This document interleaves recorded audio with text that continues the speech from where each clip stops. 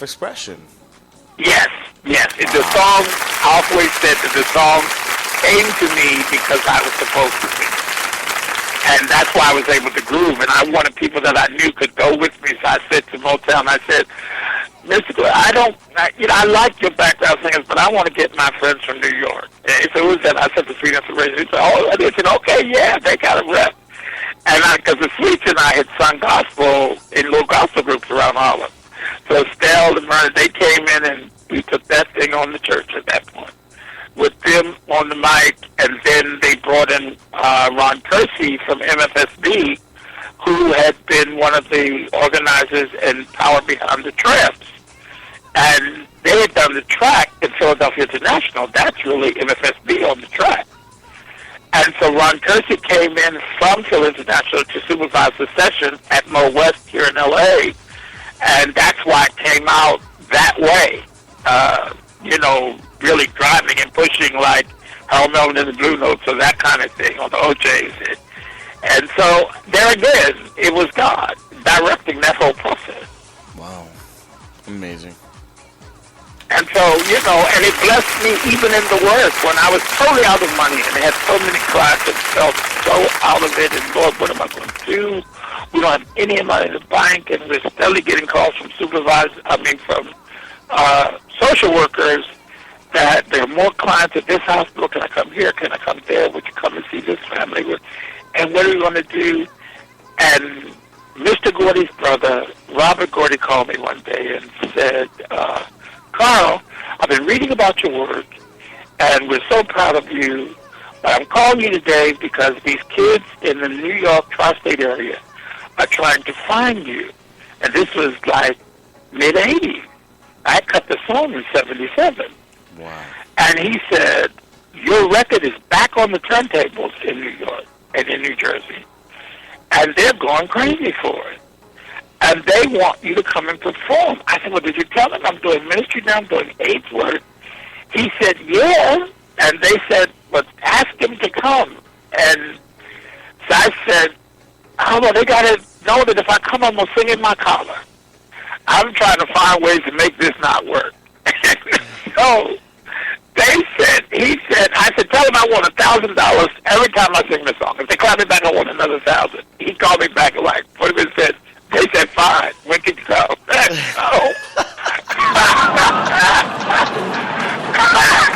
I get to JFK, they got this white stretch limo out waiting for me at the airport. Welcome, Carl Bean. Mind you, I'm so poor in L.A., I'm ducking the landlord because I can't pay the rent. I went to a secondhand store and bought a little jacket to look decent as a clergy person. It had holes in the lining, and I was so embarrassed I wouldn't take it off. But this is how I'm arriving in New York, and I'm in a stretch limousine with all kinds of liquor in the back and color TVs. I'm like, is this the Twilight Zone? What is going on here? And they took me to a place in Jersey called the Zanzibar. And it had triple lines around the block. And they took me from club to club, Jersey City, Patterson, all over Newark, then New York, every clubs, I can't remember the names of all of them. Wow. And I was down to zero. I didn't know how I was going to continue the AIDS work.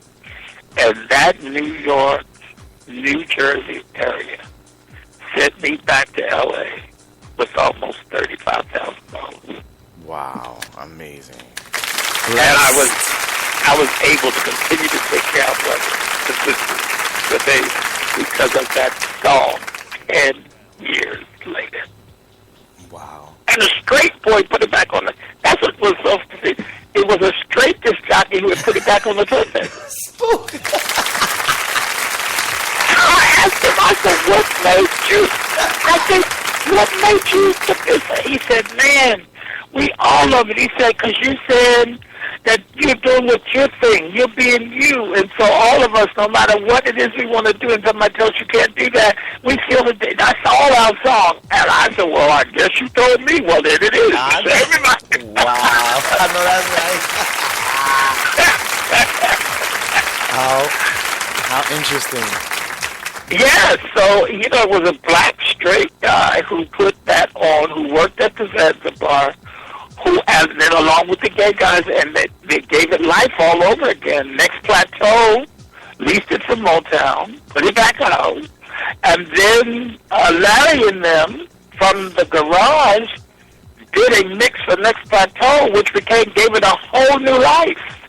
Wow. And the song that will not die. It just keeps coming back out. So now they call it iconic and, a standard, a classic. I just heard from a kid on Facebook this very week, a kid from our church in Brooklyn, Chaz Crowder, passed not long ago. And Chaz is very popular there in New York. And a kid just told me 2 days ago, they called me dad or granddad. He said, Dad, I was at the Schomburg for Black Gay Pride. And whatever they do there, whatever the celebration is at the Schomburg for Black Gay Pride, he said Chaz used to be such a part of helping it happen at the Schomburg that he looked up and noticed that Chaz wasn't there to just took the wind out of it. Wow. And he looked at some fun, they looked at someone else, and it all hit them at once. He said, and they were beginning to tear up, and he said, out of the speaker came me saying, oh, and I was born this way, he said, and it was miraculous how it transformed that room. And he said, Dad, we were born again on that dance floor that night. And we just want to tell you, in your golden years, what you mean to us as a community worldwide as Black and lesbian people. And we believe that Chaz just put your voice up in that room, and we all went out of there happy, whereas he was about to die. So there again, just a few days ago, from something in the studio of 77, God keeps doing miraculous things with that cut.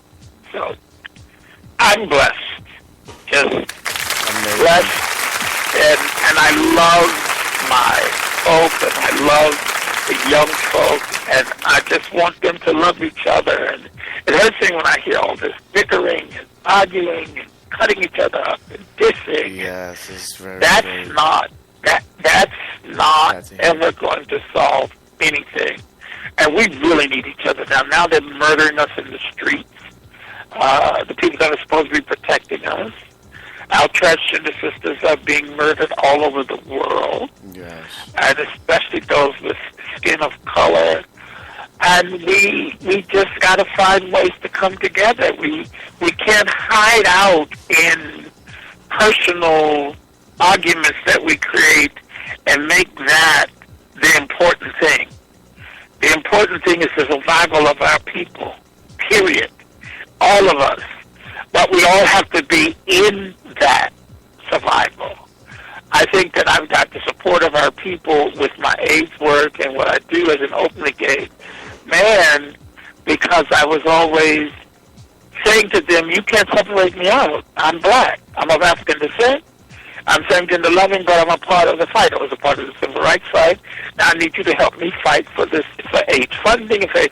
And that's why I think Congresswoman Waters and Dionne Warwick and all the many out here, I did huge fundraisers, and all of my black sisters and brothers came and helped me. They all did. Luther, Max, Patti LaBelle, Tremaine Hawkins, you name it, Gladys Knight, everybody. I would do fundraisers at the Shrine where they used to do the Academy Awards or the Grammys, and we would pack it out. I called it Coming Home for Friends, and they would all sing in a gospel robe with a 300-voice choir behind them. And, it was like, that's why I called it Coming Home for Friends. But once again, I've just refused to let them divide. No, we cannot divide. We're all someone's son or daughter or sister or brother. We're all a part of the black family. And you can't make me divide. I love my mother. She's black. My father is black. My sister is black. And I'm black. And we are black. And the struggle continues. And we need each other. And that's so important that I think we've got to really see and understand that whatever the differences are, they can't be bigger than the need for us to survive as a family. Right. They can't be. If someone says you're in trouble, I've got to come and fight whatever that is that would try to destroy your life or destroy your livelihood or destroy you as a functioning human being. And I've got to see myself in you with that black skin, and that's got to become more important than the things we would use to divide us. And that's up again. It gets back to the individual. How am I going to be in this world? How am I going to walk through the world every day? What is my report going to be? I'm bigger than any group I can belong to. I'm bigger than Christianity, bigger than the church's rules. I believe in love. That's bigger than Episcopalian or Baptist or Church of God in Christ or Christian or Muslim or Jewish. Love is God. God is love. It's the overriding factor. That's bigger than whether I'm a LaBeija or this another family. The family, the human family, is the family that has to survive on this planet. And we've got to understand that we might do different things in groups.